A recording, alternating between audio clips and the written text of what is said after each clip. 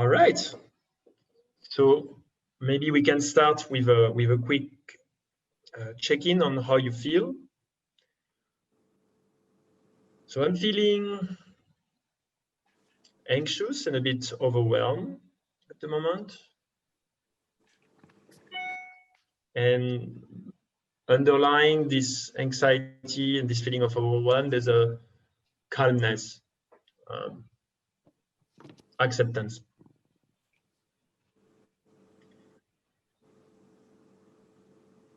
Maya, you want to go next? Sure. I'm actually feeling very anxious and overwhelmed as well. The calmness that I feel, however, isn't beneath it. It's actually, I would actually say that it's over it. That's, yeah. Yeah.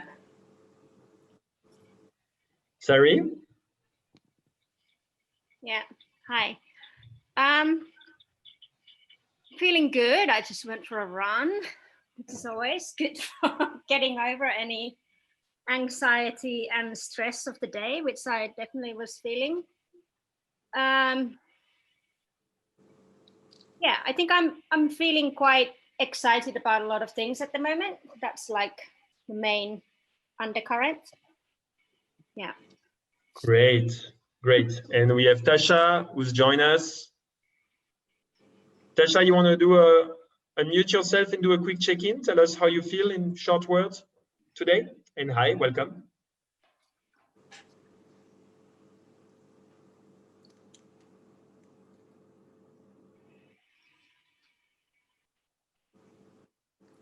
You can unmute yourself, Tasha. We can't hear you right now.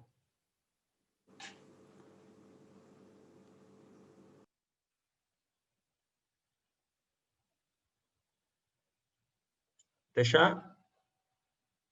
Okay, well, I'm going to assume that you are here. Hello. Yes, I know. We can see you are here. Can you mute yourself?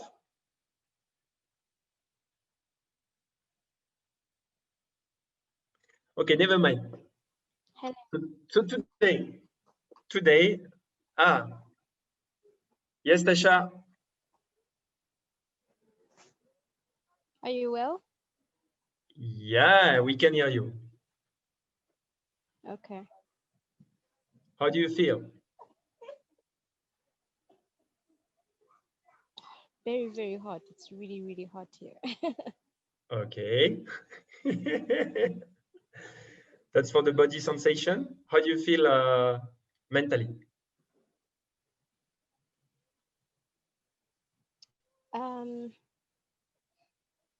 Exhausted. Okay. All right. I am mentally exhausted.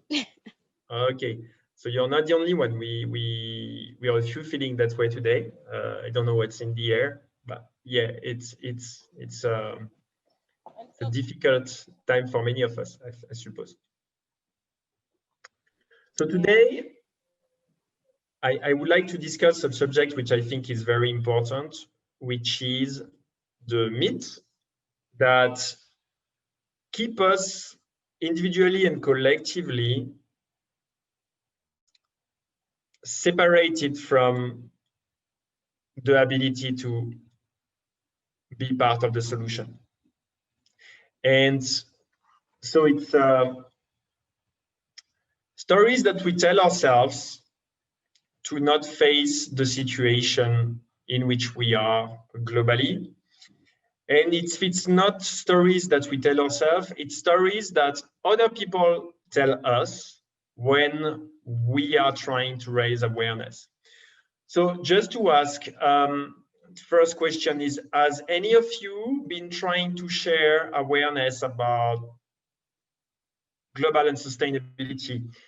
And if yes, who wants to give so who wants to share in the comment who did it? So Maya, I saw you did it. Sari and Tasha, Sari, I know you do it all the time. It's part of your job.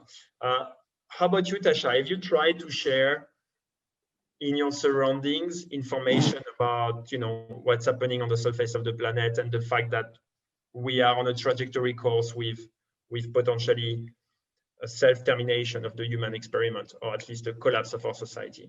Have you tried to share that? Yes? Wow, that's very interesting. And so I would like to ask each of you, what are some of the common response that you get from people when you share this thing? What are the response that you get? Who wants to share testimony?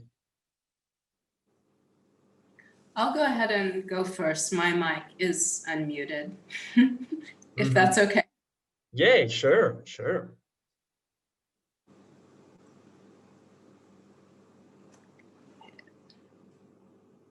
You're unmuted, Maya, so you can go. Okay. All right. So I've gotten of some different things. It changes, I think, depending on kind of who I'm speaking to. But I've had different responses, like things are going to just return to normal. We don't really need to do anything. Like everything's okay. You know, stop, kind of like a stop worrying, and then also like a, I can actually feel in my heart and in my belly this please don't talk to me about this because it's making me nervous. You know, it's making you're making me uncomfortable, and I don't want to talk about this, not in this way. I only want to. It's almost like a repeated a repeated tape of yes, but everything's just going to go back to normal.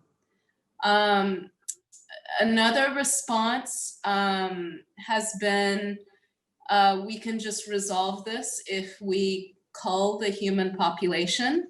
Like if we just get rid of people, which I'm like, what? Yeah, how are we going to morally do that? And anger. For me, anger at me for bringing it up and not having a different solution, or not agreeing that we should just figure out some way to kill everyone, or or be okay with killing everyone.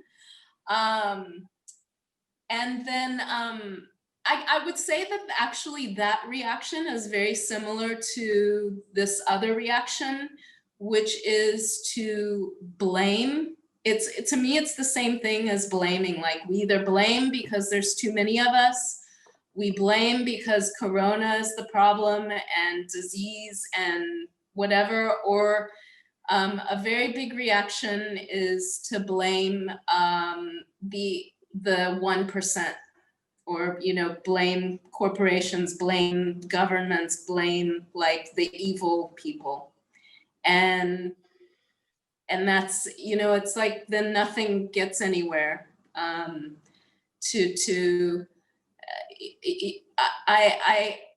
I've attempted many times to pull people out of identity and to come back, to find that space of the true self.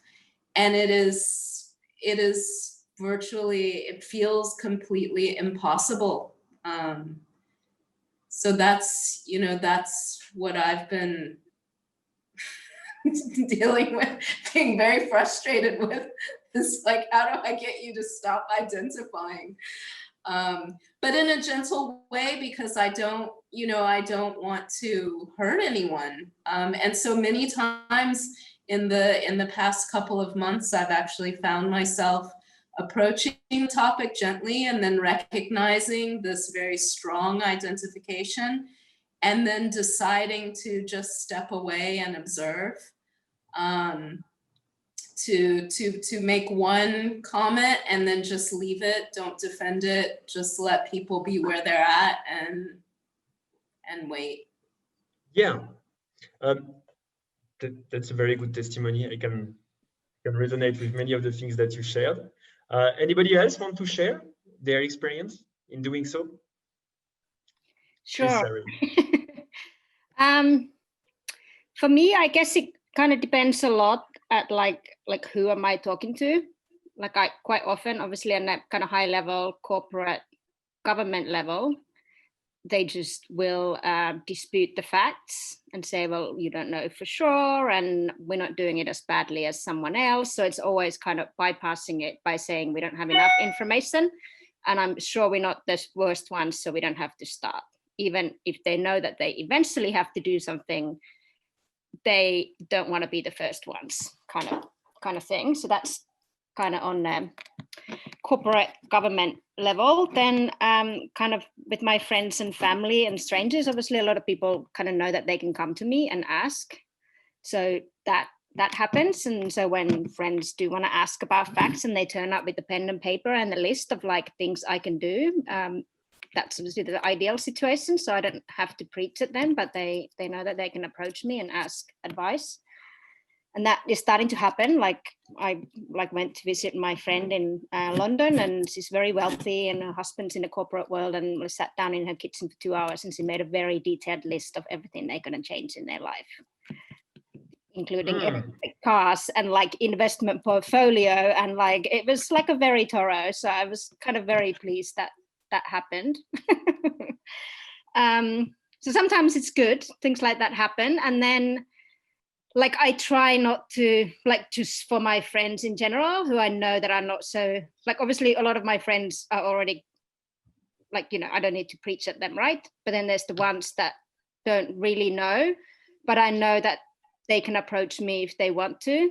And I've kind of given up in kind of being the doom and gloom every time I see them, just because I don't find it very effective. And even that they kind of ask information, it's often people agree and they go like, yeah, it's terrible. And they're like, oh, it's so good that you're doing all this. And then I said, well, you could also do this, this, and this. And then people don't end up following up, you know, they still turn up to my house with all of the meat that they always did, you know, like even that I've said, like, it would be really great if we could have a vegetarian thing, you know, like what I said about that environmental stuff. But it's just like, people don't want to do the hard things themselves, even if they agree with everything.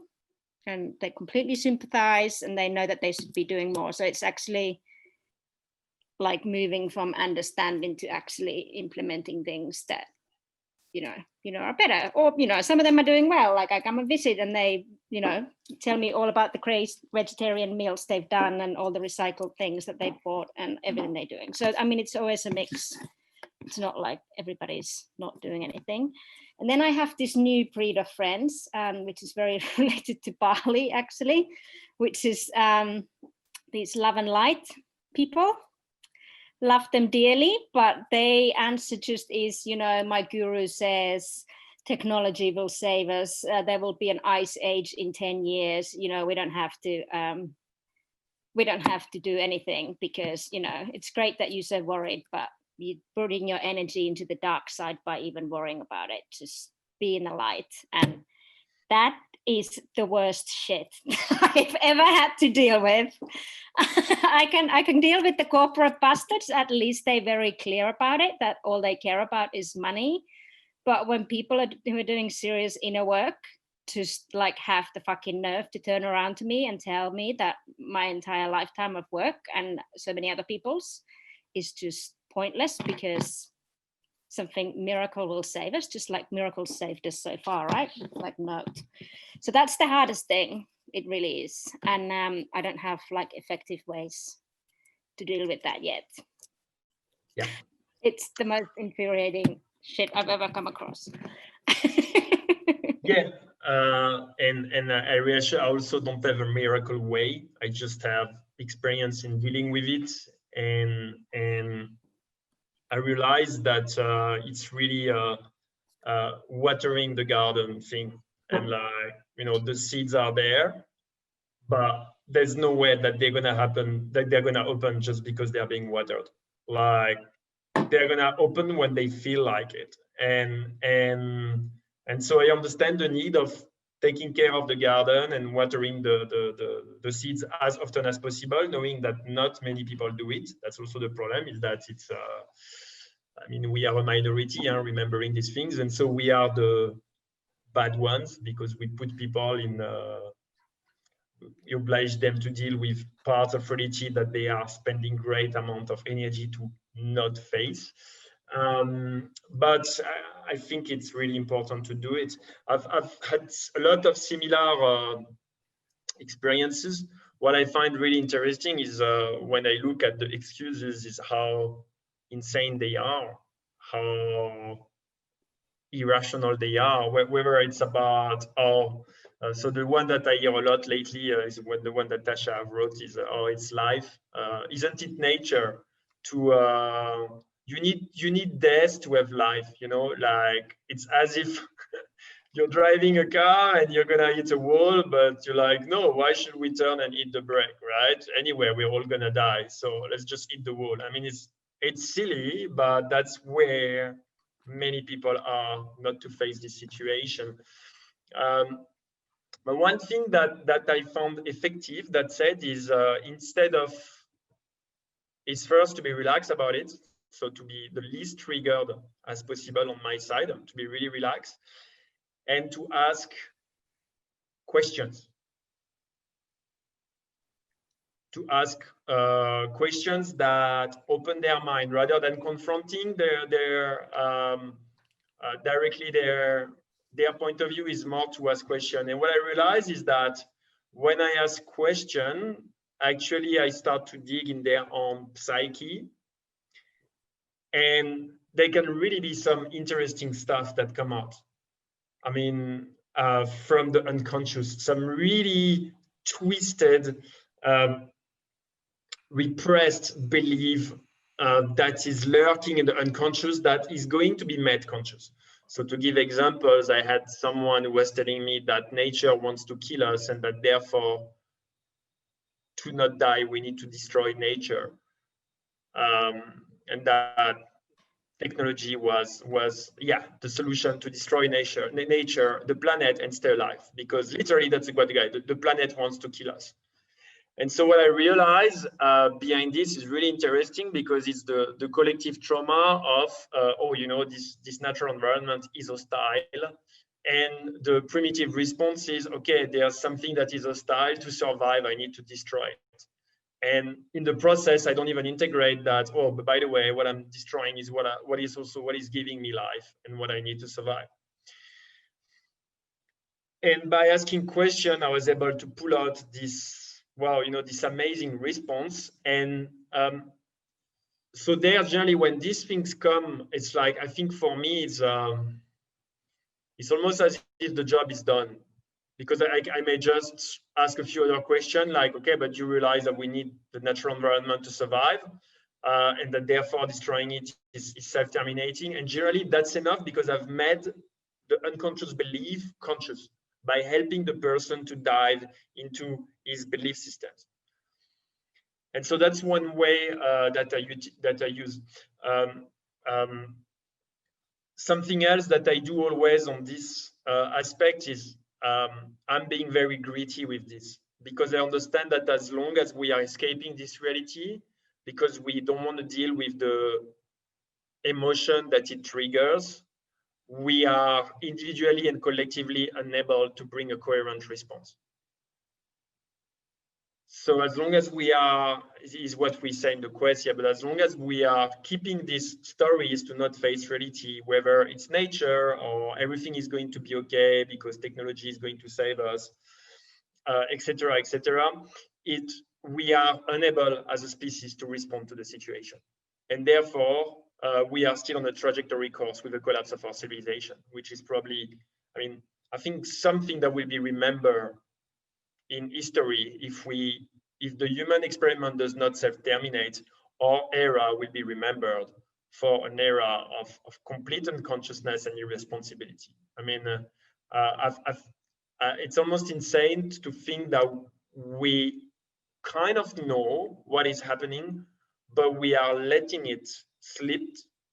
We are not taking action, and we are letting the future, our future and the future of the next generation, we are sacrificing it for short-term pleasure and short-term profits, basically, because that's what it's all about. It's like, no, I don't want to deal with this. Well, there's aggravating factors. We are all in a rat race and everybody is already super stressed with dealing with their own problems. But I mean, that's for me is thinking that this is what we are doing individually and collectively is really, it's insane. And that we are doing it so easily. It's just something that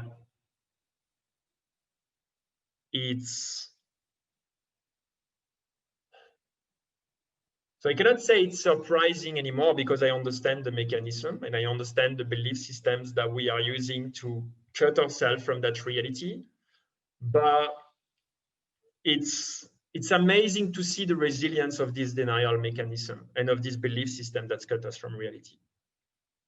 So anyway, to go a little bit, I will share with you some of the beliefs, some of the defense mechanism that people bring when I talk about this subject, and I find them really interesting.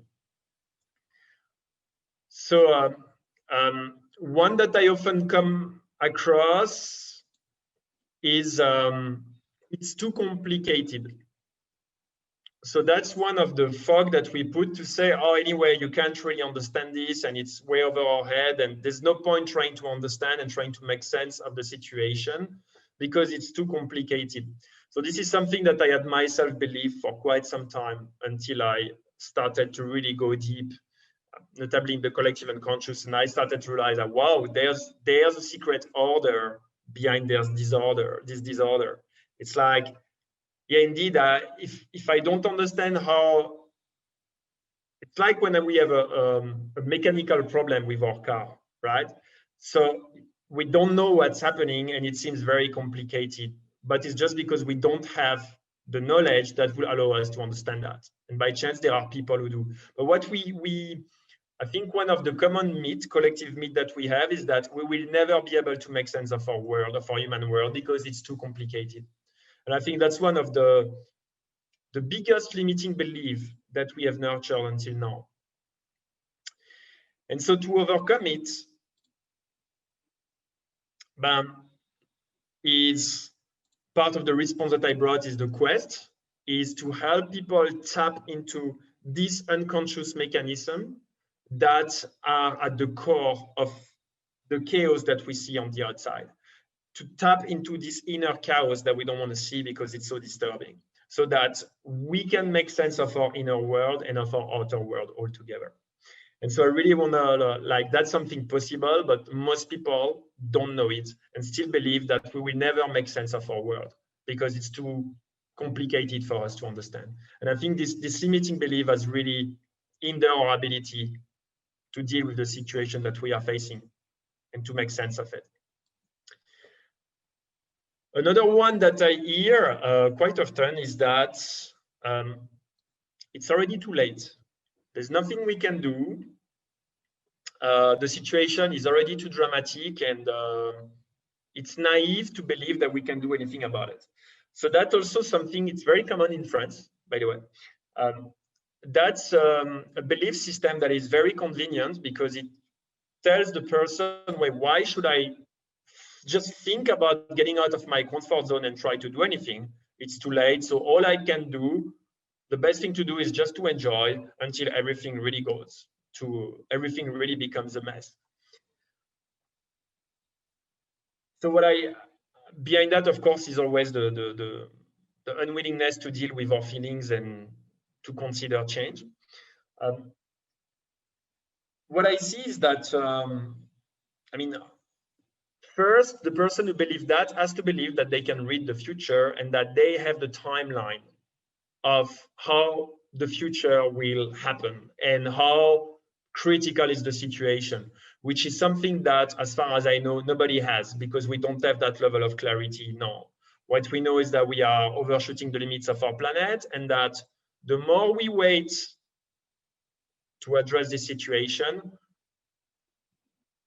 the more destruction and consequences for the future there will be. And so our planet is in a worse state tomorrow than it was today, and it is a better state today than it was yesterday. And that's every day like that, as long as we integrate the limits of our planet and start to have a symbiosis with our ecosystems, a symbiosis relationship rather than an exploitative and destructive relationship. So I think that's one way to challenge this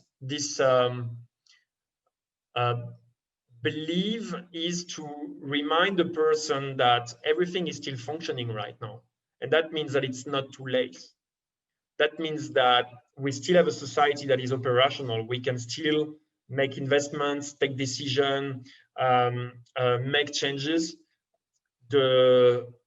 We haven't clearly reached a breakdown point where our society stops functioning, although we can see that we are getting closer to it. We still have foods in the supermarket. We still have banks that are functioning. So yeah. But back to the willingness not to change in that one, and the willingness to remain in the comfort zone.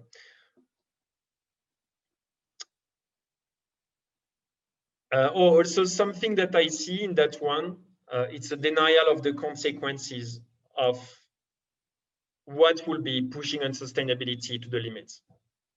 It's as if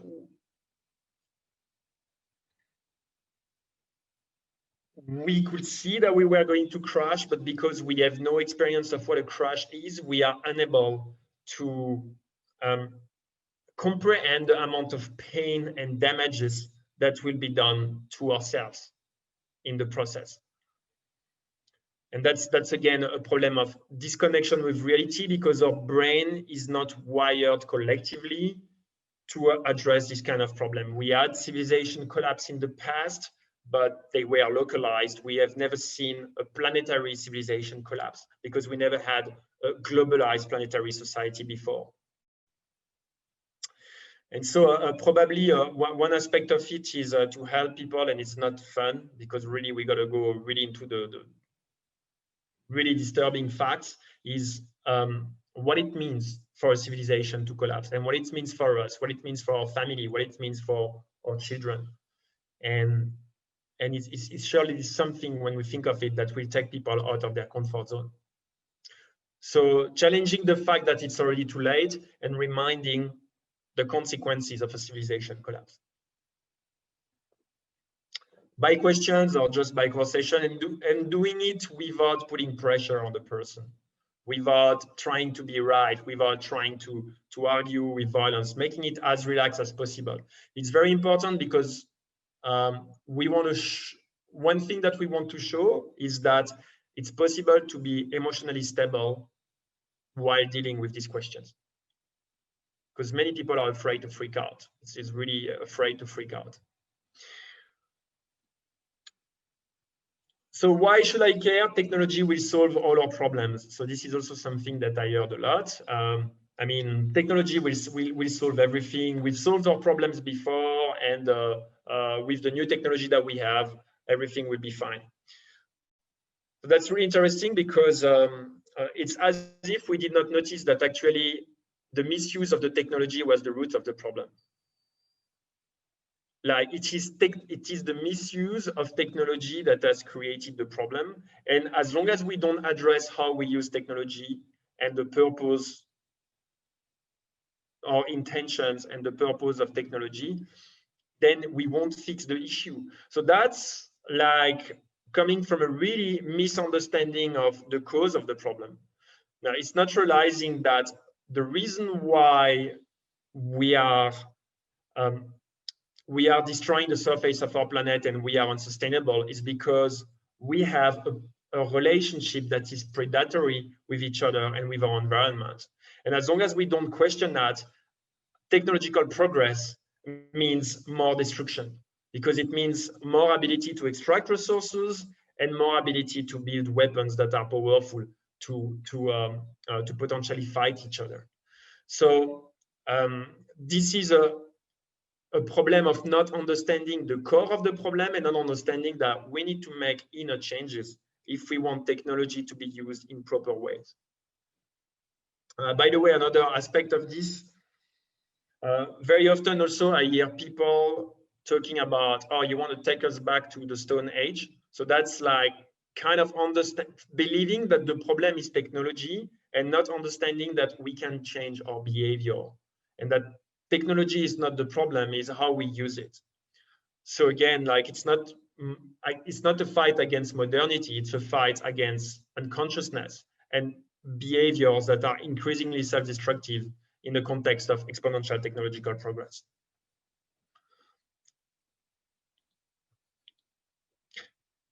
Another one that often comes is, I am too small to, what can I do? I'm just one person, right? So here, what is not being understood by the person is that every collective change starts at the individual level.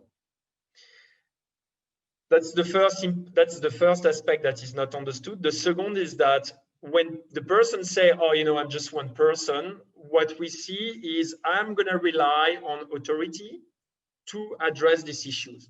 But that's also not understanding that the system of power in place right now, I think is we've heard it very well with Sari, whether they are corporate or governmental, have no interest in making the changes that are necessary for our species to become sustainable, because their power is established and maintained through the status quo.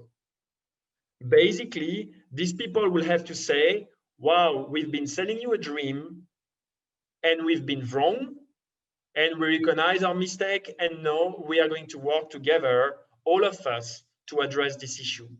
And between where we are now and that realization, there is a huge gap that has not been fulfilled yet. And this gap must be fulfilled, as far as I can see, from the bottom of the pyramid as well, from us. It is us, our individual realization, that can lead to a collective realization. So saying that, oh, you know, I don't need to, I'm not enough, or I don't need to do anything because it's none of my responsibility, is actually a lack of understanding of the problem and of our responsibility as individuals, which are part of the collective and part of society, and therefore have an impact. So here, probably by asking questions and stuff like this, it's helping the person realizing that she has an impact, even if she's just an individual, and that there are also organizations that she can join. So she can also join existing groups or create her own group. So it's back to, this is a problem of empowerment. And also very often a way to say, I'm not really willing to deal with this right now.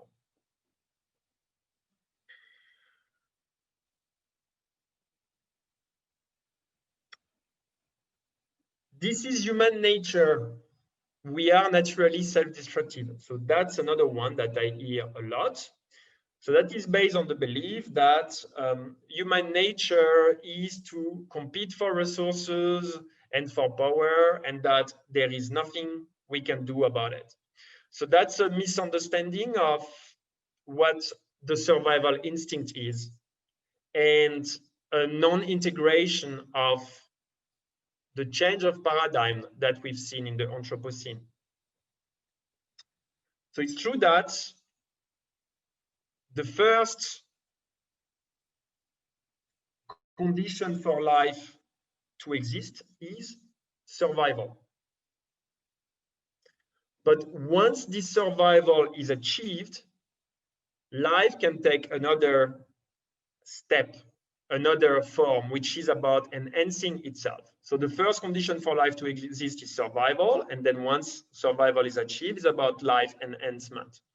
So today what we see is that humanity as a whole, what has been defined as human nature, is still built on primitive survival principles. So we've seen that in the quest.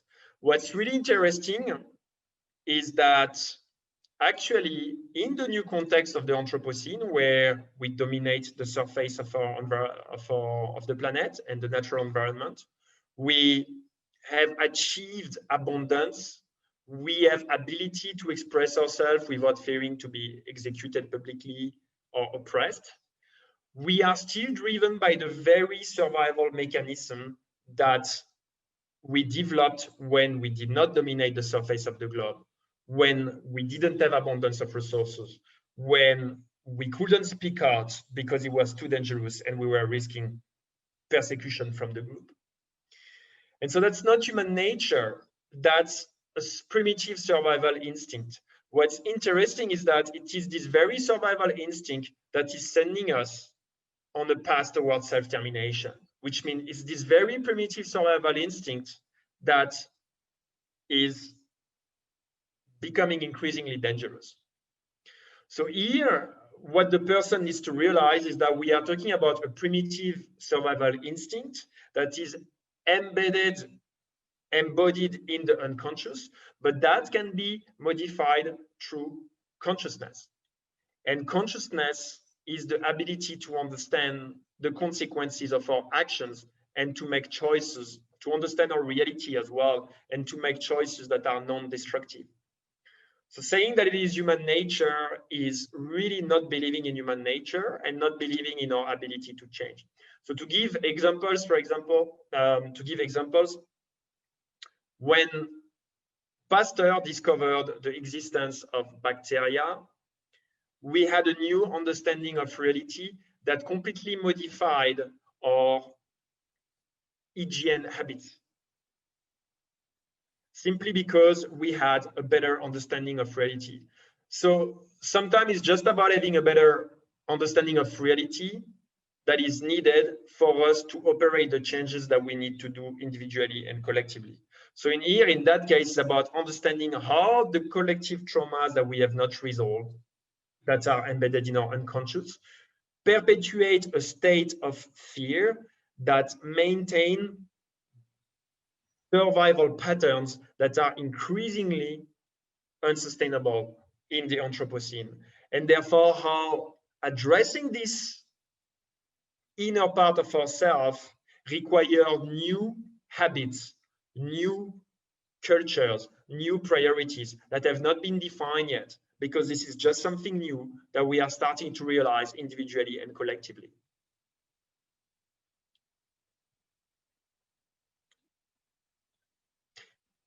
One that I often hear as well. So by the way, a great tool that we have if we don't want to disturb people in one-on-one conversation is social media to share awareness. I just want to say this is a magical tool, and we can use social media to make selfie and show how successful we are in our life and how happy we are while hiding, of course, everything that we feel disturbed about.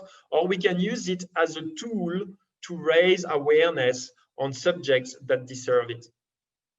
And I think this is one major subject that deserves it. To me, it should be our priority, knowing that we suffer collectively an existential threat because of destructive behavior. That should be our priority subject, because we are all concerned by that.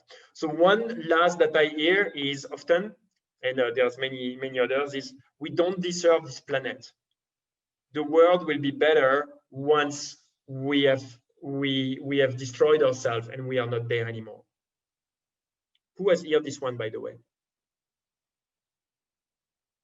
I use it sometimes. Oh, shit. Okay, all right. So we are really going to address that, because that's very... Okay, so be mindful, because indeed some of you could when I lose myself, I'm like, oh, we don't even deserve to be here. Okay, great. So we're going to go on that. This is really a big issue of this is really disempowering, right? Because this is really a problem of self-esteem as human being. It's like, is looking ourselves like living parasites that cannot change anything and that just deserve to die in immense suffering. And it's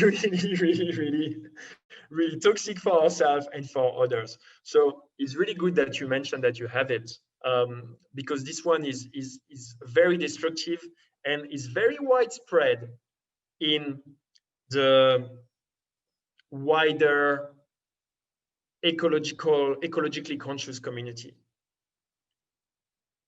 There is this guilt that we carry that makes us see ourselves literally as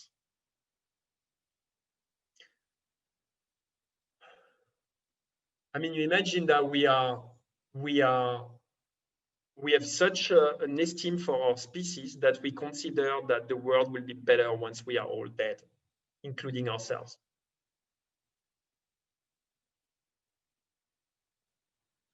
It's a shame to be human. It's a shame to be ourselves as well. I hear that from my mother very often. So my mother is one of those. And there's a hate of what is our essence as human beings. And the one I challenge, I really, so if you have this pattern, I can guarantee you that this will really hinder your ability to be part of the solution, because there's a part of you that wants to see you and humanity destroyed. There's a part of you that hates humanity so much that you feel that it's good if we destroy ourselves. And it's good to know that it's there, but it's good to work on it, to transcend it into something else. Because unless you really feel that that's the right thing, and like, oh yeah, you know what, we are such piece of shit, let's just destroy each other. And no matter the fact that we are deeply traumatized and we are so fragile that we still cannot deal with it, no matter the fact that we are putting the next generations in the same basket who've never asked for it, no matter the fact that avoiding the worst is a collective realization away. So really here, it's a call to compassion and to remember that mostly we are still unconscious of what we are doing. Do you expect a 5 years old to have the consciousness of a 30 years old? No. And would you hate a 5 years old for behaving like a 5 years old? No, right? So one thing that we can see how we can respond to that, and having this inner dialogue if we feel we are, because remember, if whatever I've talked is part of something that you have inside of you, then it's an inner dialogue that you need to have first before you have an outer dialogue. Because if you don't have clarity on that inside of you, it's going to be very hard to help anyone to get clarity outside of you, right? You can only share what we have. So it's to have this inner dialogue about the level of maturity of humanity, which has entered the Anthropocene just 250 years ago, which is a fraction of a second compared to the time span of Homo sapiens, and a fraction of a second compared to life on Earth.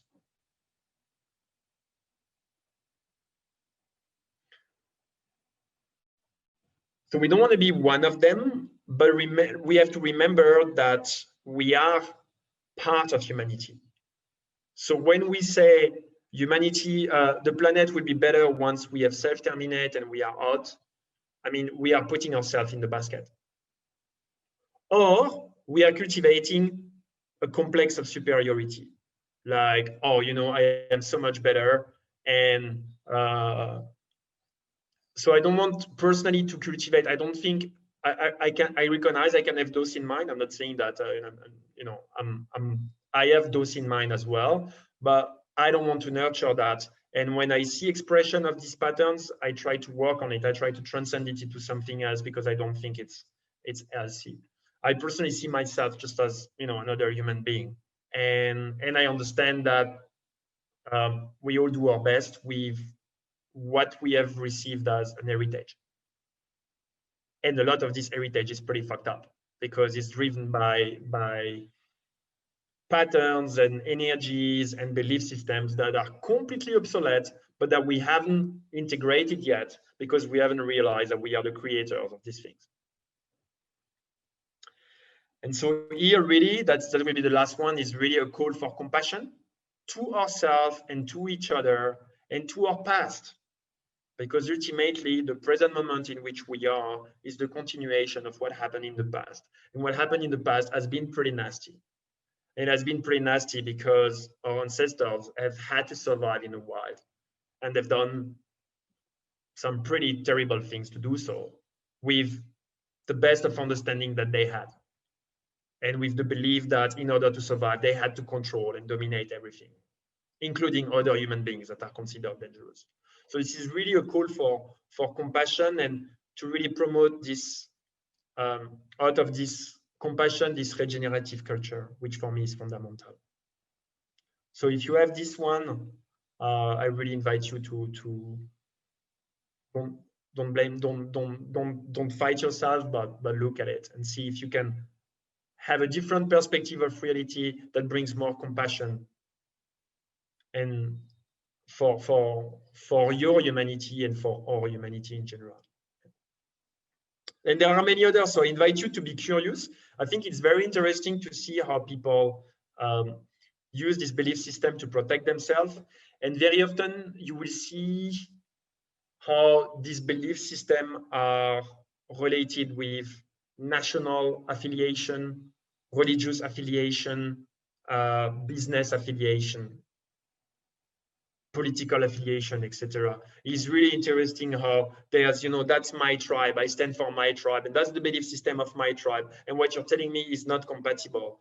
And therefore, you're trying to take away what is really dear to us, and not knowing that, this belief system, they are like 300 years old, they served us before, but they are completely obsolete today. It's time to move on, and it's time to be, and it's okay. It's okay to question these things, and it's okay to have these conversations.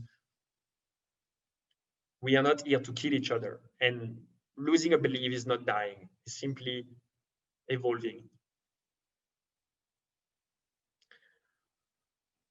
All right, anybody wants to share anything before I close this call?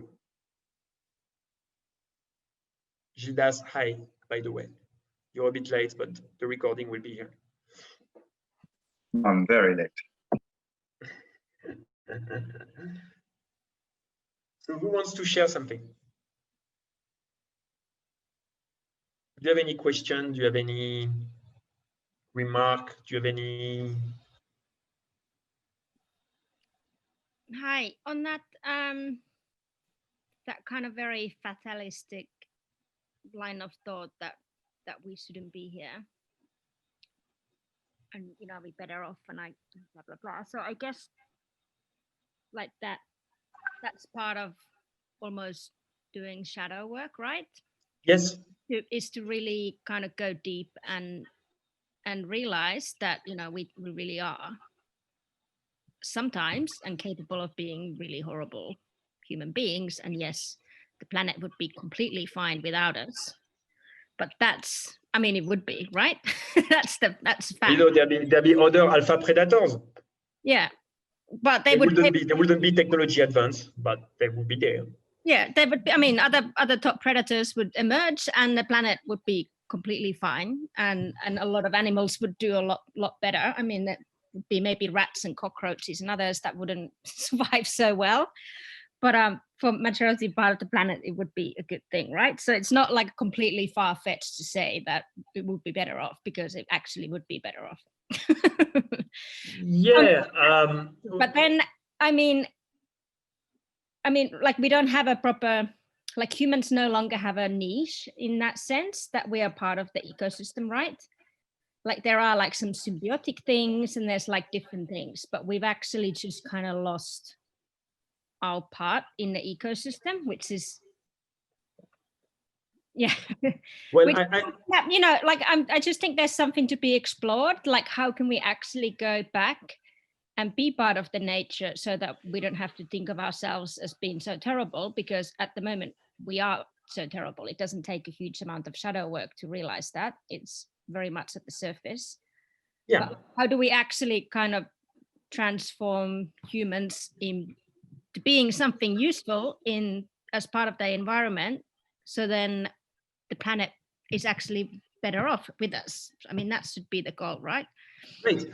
Do you mind if I respond to that? And I love the fact that you say go back. I think this is one of the things that people are afraid of, because they don't want to go back. And back, you know, in the wild is something that's scary for most, for very good reason. The wild is wild. But what I think is, it's not about going back, it's about moving forward, but it's about having a new, developing as, I think what we need to understand, that's my point of view, is that as the dominant species, we have a new responsibility. A dominant species boosted by technology, boosted by with the ability to create its own power and to develop its own power exponentially. We are developing a new responsibility, and that is the responsibility of God, the responsibility of creators. So that requires, so to integrate that responsibility, but we have to become better than just animals, because we cannot continue with this primitive relationship with nature. So it's kind of funny, we need to transcend, or we need know that we have the power of God, we need the wisdom of God. Yeah. We need the consciousness, the knowledge, and the compassion of God. And that's a whole new era. It's something that, so that requires, for example, self-knowledge, which we don't have. That requires ability for sense making, which we don't have yet collectively. Ability, meaning which we don't have collectively. So it's a whole new step of evolution. And I don't think going back is an option. Yeah, I guess like what I mean by going back is that not like going back in terms of like a, you know, we all go back and live in a forest, but like what humans used to have was senses that we don't have anymore. So we were able to sense the environment. We would know where the prey was. We would know what the plants were saying, you know, like we were able to commune with the environment, and we have, majority of us have lost that ability. Yeah, I think we need to get that back in order to move forwards as part of the ecosystem, right? Because at the moment, all the other animals still have it. They can sense each other. They can like do all this stuff, and we can't. Like we just have lost it. So, and for us to play a useful part as part of the biosphere, I feel like we need to evolve back to it, or whatever you say. Probably to not go into the go back, because unfortunately this is, you know, words have meaning and they carry energies and people react to it. I would say to reconnect to ourselves. Yeah.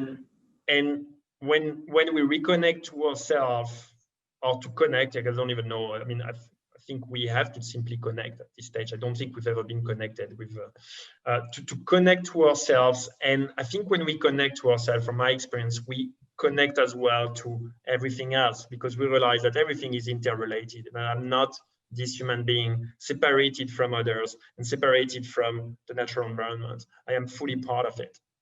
I am part of this ecosystem, whether it's human or natural.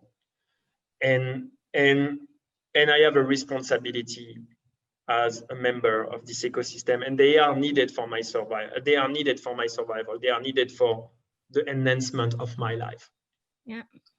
And I think this is really about this connection. This connection, not disconnection. And I really want to say that because I hear many people in the environmental communities that are talking about removing technology and going back to nature, and, you know, living with things that looks like scarcity. And I don't think that this is really going to convince a lot of people. And I think we can do so much better than that. But it requires a new type of consciousness. It requires a new mindset. It requires the ability to connect to ourselves, to make sense of our reality, and to find meaning in our existence. So yeah, that's what I would say. I'm sure we agree. So Ben? yeah. Yeah, I really like this semantic about going back to nature, or this discussion which you just had with Sari, because the idea of going back is somehow heard as going backward, and yet what you just said now make me realize, of course, we don't need all to go back to permaculture farms, and it won't appeal to everybody, and it's probably actually very impossible even to achieve that. And so the new mindset could be a blend of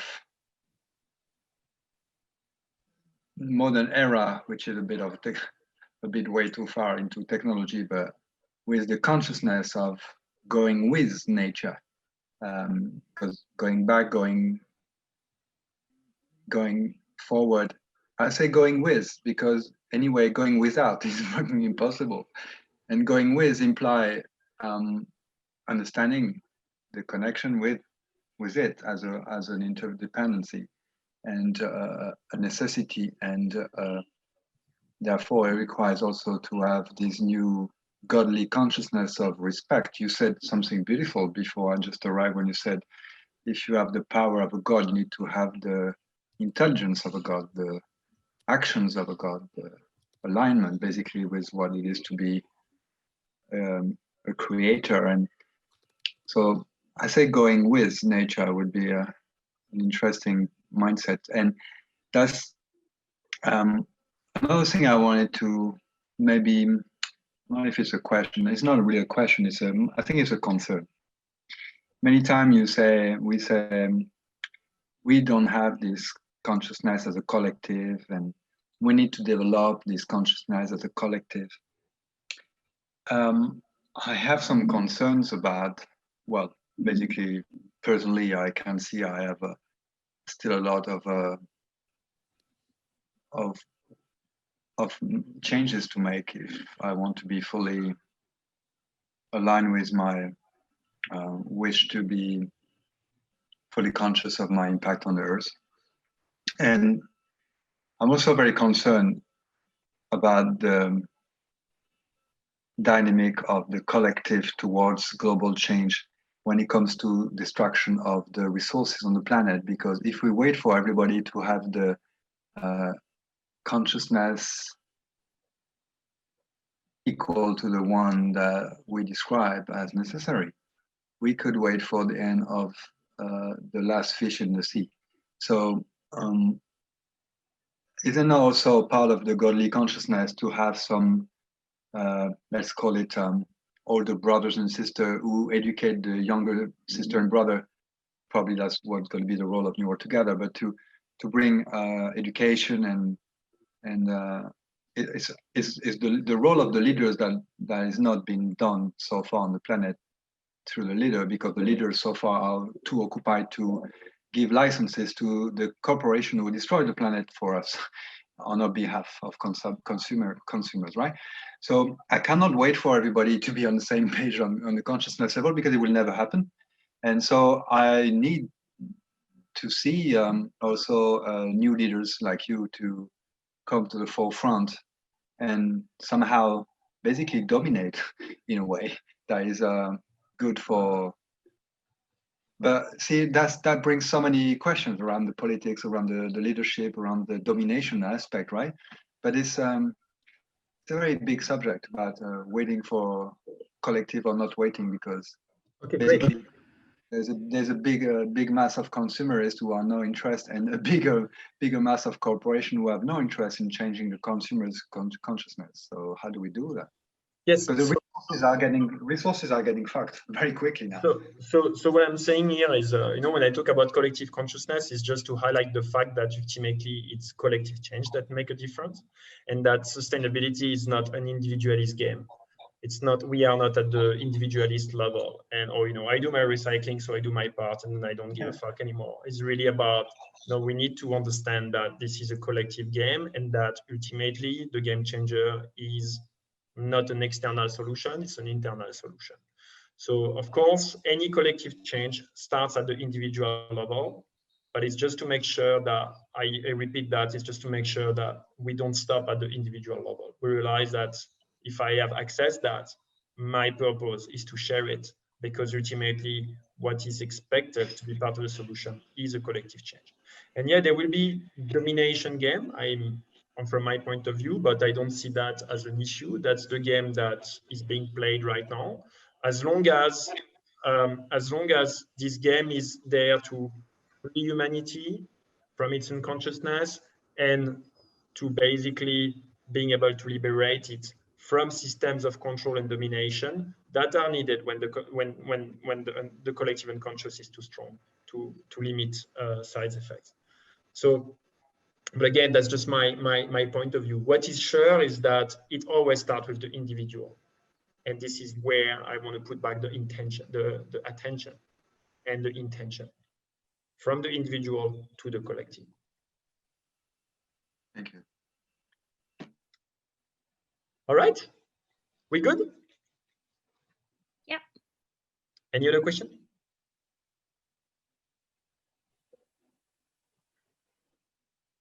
Just I put down a comment. We need to write like a manifesto on that. Oh Going yeah. back, but not going back. Oh, So yeah. with right words, because it seems like there's something a bit quite critical there. Yeah. Yeah, it's very important because many people, I heard again the French president who called like environmental activists of Amish who want to get rid of modernity and are backward and are fundamentalist. And I think it's because we often hear this, you know, going back to, no, we are moving forward, no problem, but let's do it consciously, not in ways that are dangerous and in ways that are enhancing life. That means, yeah, not that are destroying it. So yes, definitely, I'll be very happy to work on that with you, Sari, if you feel cool to do it. I think it would be interesting, and I certainly don't feel like I know how to use the right words around that yet. So it would be good to think it through. Yeah. Do you want us to do it together?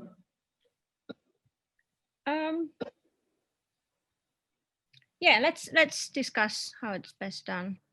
Because let's fix, because you know I think it's a great idea. We just need to set a time and stuff to do it. I have so much on my plate, so if we don't, you know, if you don't like, I'm not gonna do it straight away. Unless like